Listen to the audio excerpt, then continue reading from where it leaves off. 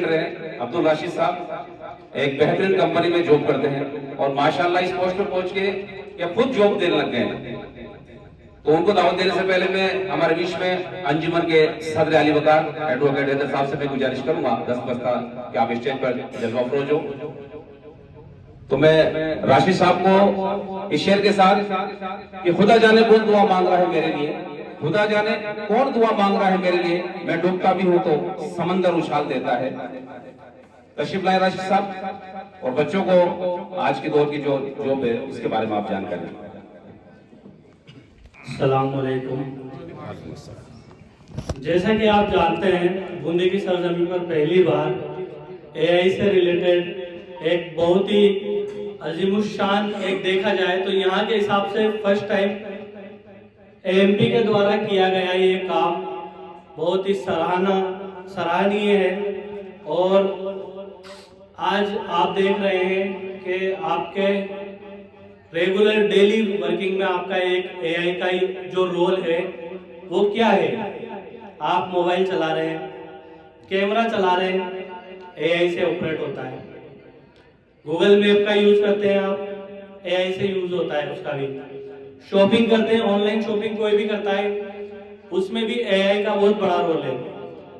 बहुत से स्टूडेंट ऐसे हैं जो यहाँ से एआई से सीखकर अपना कैरियर बना रहे हैं। वो ऐप डेवलपर बन गए हैं, वेबसाइट वो बना रहे हैं। एक छोटी सी चीज को इतना अच्छा यूज जो कोई कर सकता है। एआई क्या है?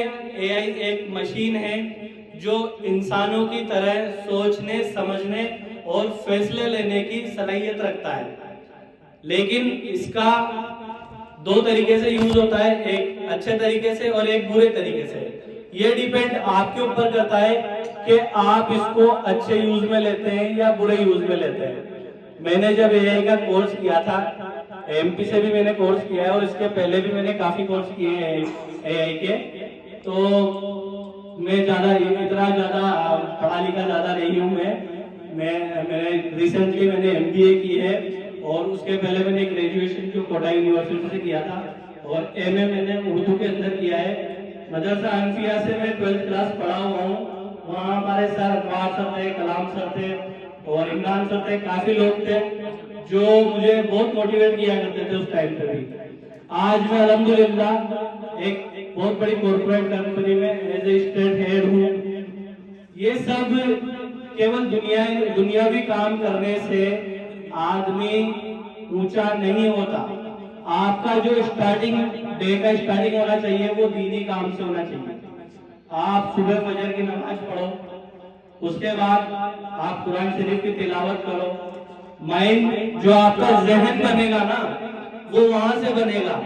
दुनियावी काम तो आप इजीली कर लोगे, दुनियावी काम में कोई दिक्कत नहीं है। हमारे कौम के बच्चों में सलाहियत भर भर के पड़ी है, लेकिन उसको यूज करने के लिए जो वो स्किल होती है ना वो हमारी दुनियावी से आती है और दीनी से जो हमारी होती है वो हम उसको उससे डेवलप कर सकते हैं। आप 5 वक्त की नमाज पढ़ो, आपको कोई एक्सरसाइज करने की जरूरत नहीं है, ठीक है।